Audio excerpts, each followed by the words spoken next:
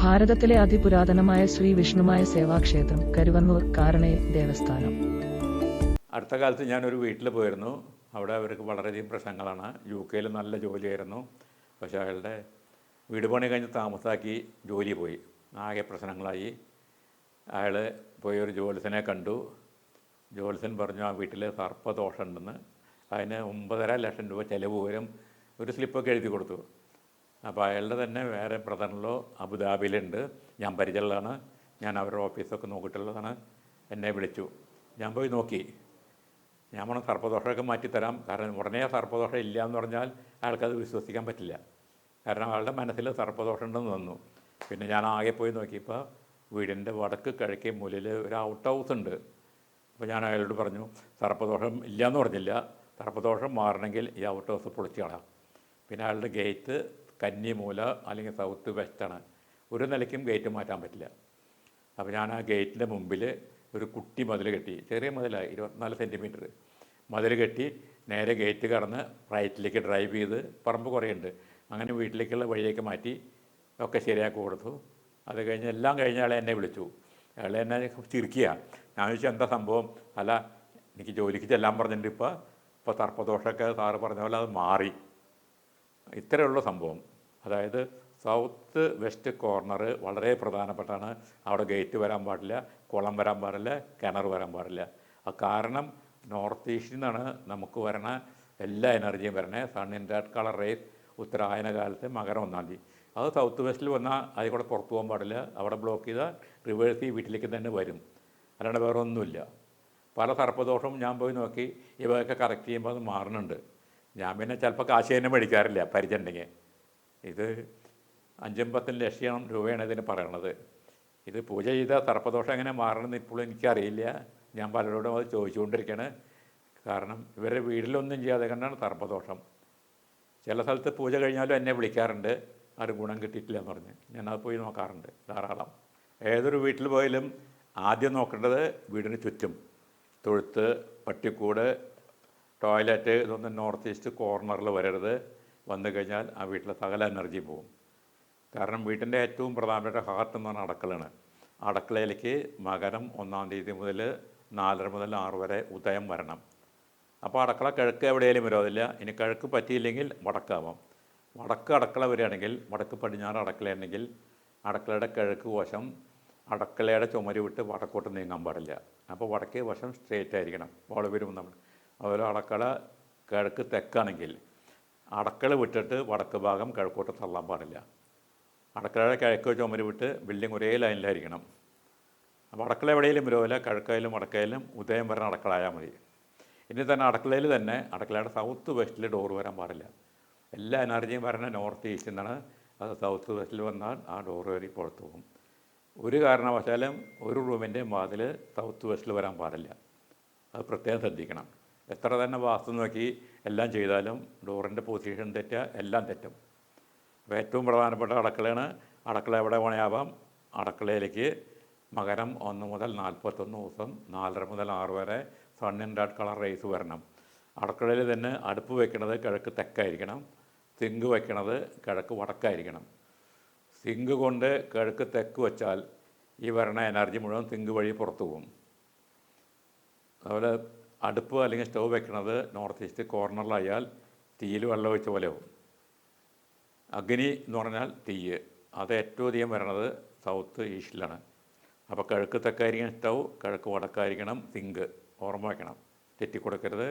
അടുക്കളയിലേക്ക് കിടക്കുന്ന വാതിൽ അടുക്കളയുടെ സൗത്ത് വെസ്റ്റിൽ വരരുത്.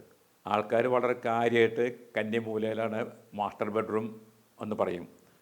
അങ്ങനെ ആവണമെന്നില്ല. അത് കഴിഞ്ഞിട്ട് ഇന്നലെ പോയൊരു വീട്ടിലെ പ്രത്യേകത കന്നിമൂലയിലാണ് ടോയ്ലറ്റ് പൊളിക്കാൻ പറഞ്ഞിരിക്കണേ. ഞാൻ പറഞ്ഞ ടോയ്ലറ്റ് പൊളിക്കേണ്ട കാര്യമില്ല. ഈ കന്നിമൂലയിൽ ടോയ്ലറ്റ് വരരുതെന്ന് പറയണതിന് കാരണം നോർത്ത് ഈസ്റ്റ് എന്ന് പറയുന്ന എനർജി ഓരോ മുറിയുടെ സൗത്ത് വെസ്റ്റിലാണ് വരിക. അത് ബാത്റൂമിലേക്ക് പോയി കഴിഞ്ഞാൽ വെള്ളം വഴി പോവും. അപ്പോൾ ആ ടോയ്ലറ്റിൻ്റെ ഡോറ് ഈ റൂമിൻ്റെ സൗത്ത് വെസ്റ്റിൽ വരാണ്ടിരുന്നാൽ മതി. ഇനി ബൈ മിസ്റ്റേക്ക് വന്നു എന്ന് പറഞ്ഞാൽ ആ ഡോറിന് അടിയിലൊരു പടി വെച്ചാൽ മതി. ആ റൂമിലേക്ക് വെള്ളം കടക്കാണ്ട് വാട്ടർ പ്രൂഫ് ചെയ്യാൻ മതി. അപ്പോൾ ടോയ്ലറ്റ് എവിടെ വേണം വയ്ക്കാം. സൗത്ത് വെസ്റ്റിലും വയ്ക്കാം, നോർത്ത് ഈസ്റ്റ് കോർണറിലും വയ്ക്കാം. എവിടെ വെച്ചാലും യാതൊരു കുഴപ്പമില്ല. ടോയ്ലറ്റിന് പ്രത്യേക സാധനമൊന്നുമില്ല. പല വീടുകളിലും വീടിൻ്റെ മധ്യത്തിൽ ടോയ്ലറ്റ് വരാൻ പാടില്ല അറിഞ്ഞ് ടോയ്ലറ്റ് പൊളിച്ച് കളയണവരുണ്ട്. ഒരു വീട്ടിൽ പോയപ്പോൾ ടോയ്ലറ്റൊക്കെ അവർ പൂട്ടിയിട്ടിരിക്കുക, ഉപയോഗിക്കണില്ല. എന്താ ചോദിച്ചപ്പോൾ അത് നോർത്ത് ഈസ്റ്റിലാണ്. നോർത്ത് ഈസ്റ്റിൽ ടോയ്ലറ്റ് വന്നാലും ഉപയോഗിക്കാണ്ടിരുന്നിട്ട് എന്താ കാര്യം? അപ്പോൾ നോർത്ത് ഈസ്റ്റ് ടോയ്ലറ്റ് ആവാം, യാതൊരു കുഴപ്പമില്ല. ഫ്ലോർ 1 സെൻറ്റിമീറ്റർ താത്തിയിടുക. സൗത്ത് വെസ്റ്റിലെ ടോയ്ലറ്റ് ആണെങ്കിൽ 1 സെൻറ്റിമീറ്റർ ഫ്ലോർ പൊക്കിയിടുക. അതായത് നോർത്ത് ഈസ്റ്റ് എനർജി അവിടെ ബ്ലോക്ക് ചെയ്തു. അല്ലെങ്കിൽ ആ വാതിലിന് അടിയിലൊരു പടി വെച്ചാൽ മതി. ഇതിനെപ്പറ്റി ടോയ്ലറ്റിനെ പറ്റി യാതൊരു പേടിയും വേണ്ട, ടോയ്ലറ്റ് അവിടെ വേണമെങ്കിൽ തരാം. ഇനി ഇതുപോലെ തന്നെയാണ് പുറത്ത് സെപ്റ്റി ടാങ്ക് കൊടുക്കണവർ. ചിലവർ പറയും സെപ്റ്റി ടാങ്ക് കന്നി മൂലയിൽ പാടില്ല, അല്ലെങ്കിൽ അവിടെ പാടില്ല, ഇവിടെ സെപ്റ്റി ടാങ്ക് എവിടെയായാലും വിരോധമില്ല, അത് മണ്ണിൻ്റെ അടിയിലാണ്, മണ്ണിട്ട് മൂടിയാൽ മതി. അതായത് ഉദയം ഒരിക്കലും ആ സെപ്റ്റി ടാങ്കിൻ്റെ അകത്തേക്ക് പോകരുത്, എവിടെ വന്നാലും വിരോധമില്ല. അതതിൻ്റെ മുകളിൽ മണ്ണിട്ട് പുല്ല് നട്ടാൽ മതി, ഒരിക്കലും പോവില്ല. അത് ഭൂമിയുടെ അടിയിലാണ്.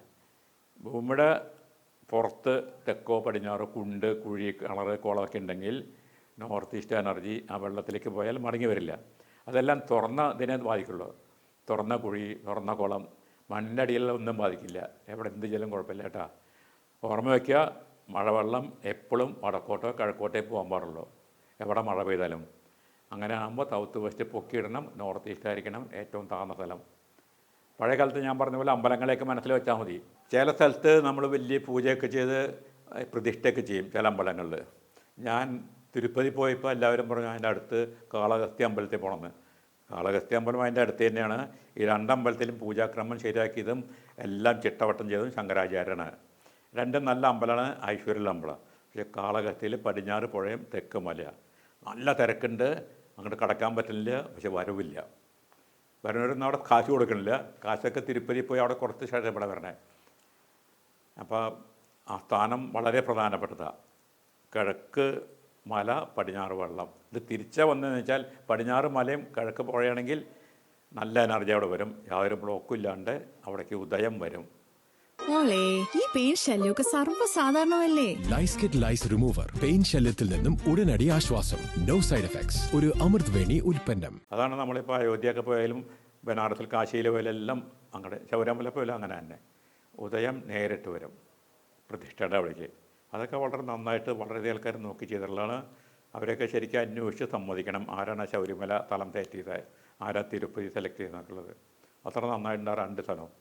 എത്ര പോയാലും അവിടുത്തെ എനർജി കുറവില്ല. അവിടെ എത്തിക്കഴിഞ്ഞാൽ തന്നെ ആൾക്കാർക്ക് എനർജി വരും. ഇതാണ് കാരണം. നോർത്ത് ഈസ്റ്റ് എനർജി അവിടെ ഉണ്ടാവും. പഴയ കാലത്തെ ആൾക്കാർ ഈ കോല പേരിലൊക്കെ പറയുന്നത് 100 കൊല്ലത്തെ ഏത് വീടെടുത്ത് നോക്കിയാലും ബെഡ്റൂമൊന്നുമില്ല. ഒരു റൂമുണ്ടായിരിക്കും, ഒരു ഹോൾ ഉണ്ടാവും, വരാന്ത ഉണ്ടായിരിക്കും, അടുക്കള തന്നെയില്ല. എല്ലാവരും വീടിന് പുറത്താണ് കുക്ക് ചെയ്തിരുന്നത്. പുറത്ത് കുക്ക് ചെയ്യുമ്പോൾ യാതൊരു കുഴപ്പമില്ല, നല്ല എനർജി ഉണ്ടാവും. കാരണം അവിടെ നേരെ സണ്ണിൻ്റെ കളർ വരണം തന്നെ അടുക്കളയിലേക്കും കുക്ക് ചെയ്യുന്ന സ്ഥലത്തേക്കും. കിടന്നുറങ്ങണമെന്നും വരാൻ്റെല്ല. അപ്പോൾ അവർക്കും ഒരു ഹെൽത്ത് പ്രോബ്ലം ഉണ്ടാവില്ല, ഓക്സിജൻ്റെ കുറപ്പുണ്ടാവില്ല. ഇപ്പോൾ ആൾക്കാർ വലിയ റൂം പണിയണു, ജനലൊക്കെ വെക്കണു, ജനലൊക്കെ അടച്ചിടണു, കർട്ടൻ വലിച്ചിടണു.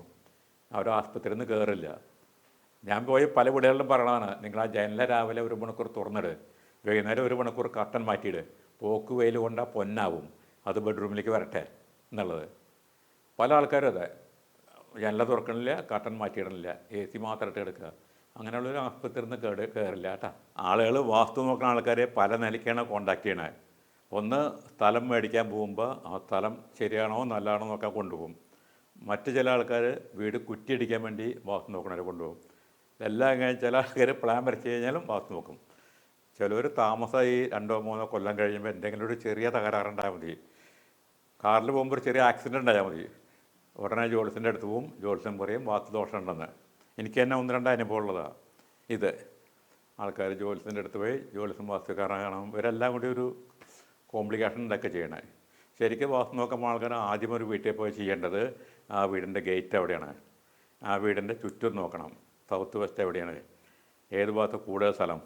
എപ്പോഴും പടിഞ്ഞാറിനേക്കാൾ കൂടുതൽ സ്ഥലം കിഴക്ക് വേണം, തെക്കിനേക്കാൾ കൂടുതൽ വടക്കും വേണം. വാട്ടർഫോള് വടക്ക് കിഴക്കേ മൂലയിലേക്ക് തന്നെ ആയിരിക്കണം. ഇതൊന്നും നോക്കണില്ല, നേരെ വീട്ടിൽ വരണു, മുറി അളന്ന് നോക്കണം. എല്ലാം മുറി അളന്ന് നോക്കണു, കണക്കില്ല. എന്താ കണക്കെന്ന് എനിക്ക് ഇപ്പോഴും അറിയില്ല കേട്ടോ. 100 കൊല്ലം മുമ്പിലുള്ളൊരു ശാസ്ത്രജ്ഞർ പറഞ്ഞ കോല് വരല്. ഇപ്പോഴത്തെ ജനറേഷൻ എന്താണെന്ന് തന്നെ അറിയില്ല, കോലെന്താ വരലെന്താന്നുള്ളത്. അതിൽ തന്നെ പലതരം കോലുകളുണ്ട്. ഇപ്പോൾ ഞാൻ ചോദിച്ചാൽ എങ്ങനെ നിങ്ങൾ കോല്, അപ്പോൾ കോലില്ല, ടൈപ്പിന് അളന്ന് കോലായിട്ട് കൺവേർട്ട് ചെയ്യണം. ഈ കോലിൽ തന്നെ എന്താ വ്യത്യാസം എന്ന് വെച്ചാൽ ഇപ്പം എല്ലാവരും ഒരേ കാലം ഉപയോഗിക്കണേ 72 സെൻറ്റിമീറ്റർ കോല്. പക്ഷെ ശരിയായിട്ടുള്ള കോലെന്ന് പറഞ്ഞാൽ പണ്ട് 100 കൊല്ലം ഉണ്ടായിരുന്നത് രാജാക്കന്മാർക്ക് വേറെ കോലായിരുന്നു, ക്ഷത്രിയർക്ക് വേറെ കോലായിരുന്നു, താഴ്ന്ന ജാതിക്കാർക്ക് വേറെ കോല്. ഇതെല്ലാം ജാതി വ്യവസ്ഥയായിട്ട് ബന്ധപ്പെട്ട ആളാണ്. അപ്പോൾ 100 കൊല്ലം മുമ്പുള്ള സാധനങ്ങൾ ആരും ഇപ്പോഴും ഒന്നും ഉപയോഗിക്കുന്നില്ല. പണ്ടൊക്കെ നമ്മൾ അടുത്ത ഡിസ്ട്രിക്റ്റിൽ ഫോൺ ചെയ്യണമെങ്കിൽ 1 മണിക്കൂർ ഇരിക്കണം. എന്നാൽ മാത്രമേ നമുക്കൊരു ഫോൺ കിട്ടാൻ പാടുള്ളൂ. അത് കഴിഞ്ഞാൽ അത് STD വന്നു, അപ്പോൾ പെട്ടെന്ന് കിട്ടി. ഇതിപ്പോൾ അതെല്ലാം പോയി. ഇന്നത്തെ ജനറേഷൻ എന്താ STD എന്ന് അറിയണില്ല, എല്ലാവരുടെയും മൊബൈലായി. ഇപ്പോൾ ഒരു മൊബൈൽ ഉണ്ടെങ്കിൽ എവിടെ വേണമെങ്കിൽ പോവാം, എന്തിനാണെങ്കിൽ പോവാം, വേറെ ടിക്കറ്റ് വേറെ പ്രിൻ്റ് ചെയ്യേണ്ട, കാശ് കൊടുക്കണമെങ്കിൽ മൊബൈൽ മതി. പക്ഷേ ഇപ്പോഴും ഈ കോല് വരൽ 100 കൊല്ലം മുമ്പിലത്തെ ആൾക്കാർ വിശ്വസിക്കുന്നത് എന്താണെന്ന് എനിക്ക് പിടികിട്ടുന്നില്ല. നിവൃത്തിയുള്ളതും വീടിൻ്റെ മുറികളെ കണ്ടിരിക്കാൻ നല്ലത്. മുറിയുടെ അളവ് എന്ത് തന്നെ ആയാലും കുഴപ്പമില്ല, അതിലൊന്നും ഒന്നുമില്ല. ഏറ്റവും പ്രധാനപ്പെട്ട കാര്യം പ്രകൃതി നമ്മളെ മാക്സിമം യോജിച്ച് പോകണം. That is power of sun ഏറ്റവും പ്രധാനപ്പെട്ടതാണ്. പിന്നെ പവർ ഓഫ് വിൻഡ്, ആ വീട്ടിലേക്ക് എങ്ങനെ വിൻഡ് പോകണു ഇതൊന്നും ആരും നോക്കണില്ല. അളവ്. ഞാൻ ഇന്നലെ പോയൊരു വീട്ടിൻ്റെ പ്രത്യേകത എന്താ വെച്ചാൽ, ഏതൊരാൾ വാസ്തു നോക്കാൻ വന്നു, അയാൾ പറഞ്ഞു സ്റ്റെയർ കേസ് സ്ഥാനത്തല്ലാന്ന്. ഞാൻ ചോദിച്ചു സ്റ്റെയർ കേസിന് സ്ഥാനം എവിടെയും ചോദിക്കാറുണ്ടല്ലേ. അയാൾ പറഞ്ഞു സ്റ്റെയർ കേസ് പൊളിച്ച് കളയണം, കഴിഞ്ഞ് കിണർ മൂടാൻ പറഞ്ഞു. ഇതൊന്നും ആവശ്യമില്ല, ഇതും വാസ്തു തമ്മിൽ യാതൊരു ബന്ധവുമില്ല. എന്നെ അടുത്തൊരു കട നോക്കാൻ പോയി 2 ദിവസമേ ഉള്ളൊരു കട. ആ കടയിൽ നല്ല കച്ചവടം ഉണ്ടായിരുന്ന ആളെ കിഴക്കോട്ടാണ് പോകാം. ആരോ വന്ന് പറഞ്ഞു അയാളോട് കന്നിമൂലയിൽ പോയിരുന്ന കച്ചവടം കൂടുന്നു. ആളിരുന്നായിരുന്നു കിഴക്കുന്ന കടക്കണ കഴിക്ക് ഇടത്ത ഭാഗത്ത് വടക്കോട്ട് നോക്കിയിരുന്നായിരുന്നേ. ഇയാൾ കൊണ്ട് സൗത്ത് വെസ്റ്റിൽ പോയിരുന്നു. ആ സൗത്ത് വെസ്റ്റിൽ പോയിരുന്നു. അയാൾക്ക് ആ നോർത്ത് ഈസ്റ്റ് കോർണർ കാണാണ്ടേ. ഇതൊന്നും കൂടാതെ കടയുടെ സെൻറ്ററിൽ കൊണ്ട് കടക്കണ ഡോറിൻ്റെ അവിടെ കുറേ സാധനങ്ങളും ഡിസ്പ്ലേ വെച്ചു. അവരുടെ കച്ചവടം കുറഞ്ഞു, കട പൂട്ടൻ്റെ സ്റ്റേജായിപ്പോൾ. അങ്ങനെ ഞാൻ പോയി നോക്കി, പഴയ സ്ഥലത്ത് നിന്നിരുന്നെന്ന് പറഞ്ഞു.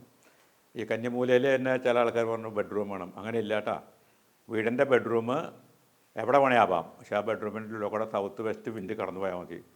പടിഞ്ഞാറ് തെക്കും പടിഞ്ഞാറ് വടക്കും ബെഡ്റൂം ആവാം. അപ്പോൾ 2 വിൻഡോ കൂടി സൗത്ത് വെസ്റ്റ് വിൻഡോയിലേക്ക് കടന്നു പോകും. ഇനി കന്നിമൂല വേണ്ട, സൗത്ത് ഈസ്റ്റിലെ ബെഡ്റൂം വന്നാലും യാതൊരു കുഴപ്പമില്ല.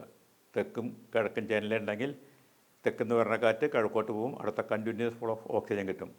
പിന്നെ ഈവനിങ് സൺ ബെഡ്റൂമിലേക്ക് വരും, sun in red colour rays. ഇതെല്ലാം കാശുണ്ടാവാനല്ല, only for better health and mental power. ഇതെല്ലാം വന്നാൽ നിങ്ങൾ പണിയെടുക്കാൻ തോന്നാൻ വേണ്ടിയിട്ടാണ്. അല്ല കാശുണ്ടാകാൻ വേണ്ടി ആരും വാസ്തു നോക്കാൻ പാടില്ല, കാര്യമില്ല. പലരുടെയും വിചാരം വാസ്തു നോക്കിക്കഴിഞ്ഞാൽ മൾട്ടി മില്യണർ ആവുന്ന. ഒരിക്കലും ആവില്ല പണിയെടുക്കാണ്ട്. ആ പണിയെടുക്കാനുള്ള എനർജിക്ക് നമ്മളെ തന്നെ റീചാർജ് ചെയ്യണം. അതിന് വേണ്ടിയിട്ട് തന്നെ വാസ്തു നോക്കണം. പിന്നെ വളരെ ശ്രദ്ധിക്കേണ്ടത് എവിടെയെങ്കിലും water flow towards north east ആയിരിക്കണം. അത് പറയാൻ കാരണം പ്രകൃതിയിൽ നിങ്ങൾ പരിചയമുള്ള സ്ഥലം അല്ലെങ്കിൽ വേറെ അമ്പലങ്ങളൊക്കെ പോയാൽ അറിയാം. ശബരിമല പോയാൽ തെക്കും പടിഞ്ഞാറും മല, നോർത്ത് ഈസ്റ്റിലാണ് പമ്പ.